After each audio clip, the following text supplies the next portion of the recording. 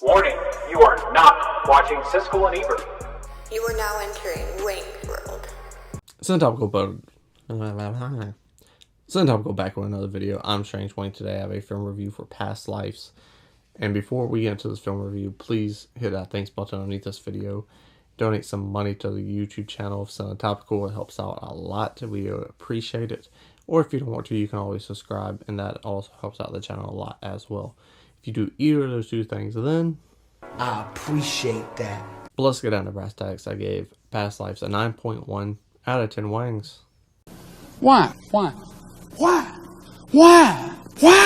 Because this film is a breath of fresh air. It comes at the summer blockbuster time. We always get one usually. This was it.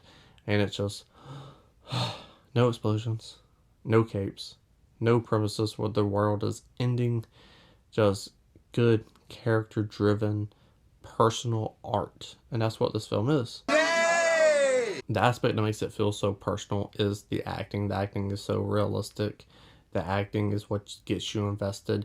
And it's very hard to have people act where they're talking to a cell phone or through the laptop, because that connection isn't there, that chemistry isn't there. And this is where we get most of our movie, is through technology. And for the acting to be as good as it is, blows me away. The acting in this movie is Damn near perfection! What helps the acting to be so good is actually the writing. And it's not because of the words. It's because how bold it is to leave these gaps of silence for these characters just to have facial expressions, for the mind to plug it in and think about how they're feeling in this situation, which for me personally added a ton of investment to this, because sometimes it's awkward, sometimes it's not, sometimes it's hurt and pain, sometimes it's excitement. It just invests you in the movie because you're waiting on what they're going to say. You're waiting for that response, and you're hanging on to every last word from these two characters. That there's impressive! The silence of this movie was easily my favorite part. It worked. It made it feel real, and that just shows what good filmmaking can do. Less is more in this situation. It did a lot less, and it's probably the best movie I've seen this month. You need films like this, and I'll stand by that till the day I die. This is art. It's personal. It makes you think. It gives you a viewpoint of what real relationships look like, and I love that. I love rom-coms when they get together, but I also love films like the one behind me, La La Land, where it doesn't. And at first it hurts, it rips you apart. This one, it doesn't really give you that. It doesn't even have a moment that's like, you even think they're going to get together. But it's just a character-driven movie of these two people reconnecting and unconnecting and reconnecting. And the pain of realizing the person you fell in love with isn't there anymore. And how you take that information and do with it is what we have. And we have a very real, honest approach. And honestly, it feels very, very healthy that these characters can just say exactly how they're feeling to one another. And at times it's like, oh man, these ain't real fucking people. But you gotta think who they are, the situation they're in. They're in New York.